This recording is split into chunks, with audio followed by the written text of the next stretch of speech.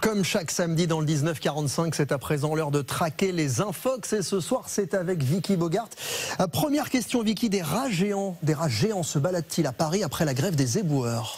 C'est ce que laisse penser le poste d'un élu d'opposition au Conseil de Paris. Il partage cette vidéo avec en légende surmulot obèse après un mois de grève des éboueurs. Maintenant, régime. Ces images ont été vues plusieurs millions de fois et elles font évidemment beaucoup réagir. Sauf que la scène ne se déroule pas à Paris mais à Rome. Des sites d'information italiens ont partagé l'information dès janvier. Et il ne s'agit pas d'un rat ou d'un surmulot, mais d'un ragondin. Une photo de Julian Assange en prison a-t-elle fuité sur les réseaux sociaux? Regardez la photo en question partagée par des influenceurs, des journalistes ou encore l'ambassade de Russie au Kenya. Tous dénoncent le traitement réservé au fondateur de Wikileaks. Pour rappel, il est incarcéré dans une prison près de Londres depuis 2019. Mais c'est une fausse photo créée par l'intelligence artificielle. Les paupières sont d'ailleurs un aspect étrange et on aperçoit comme un piercing sur sa narine droite alors qu'il n'en a pas.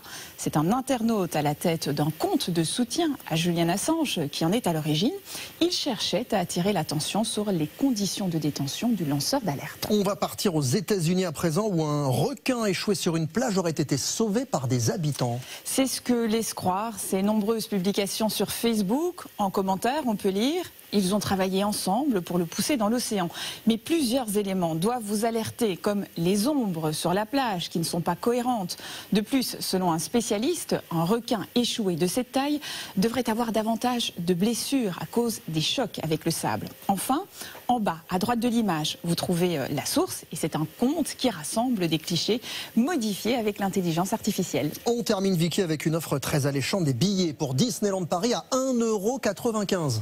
C'est une publicité qui circule massivement sur les réseaux sociaux. L'offre serait limitée à 1000 places et il suffirait de répondre à 3 questions. Sauf que c'est une arnaque. Le parc n'est pas du tout à l'origine de cette offre. L'objectif est de subtiliser vos données bancaires et personnelles. Merci beaucoup, Vicky Bogart.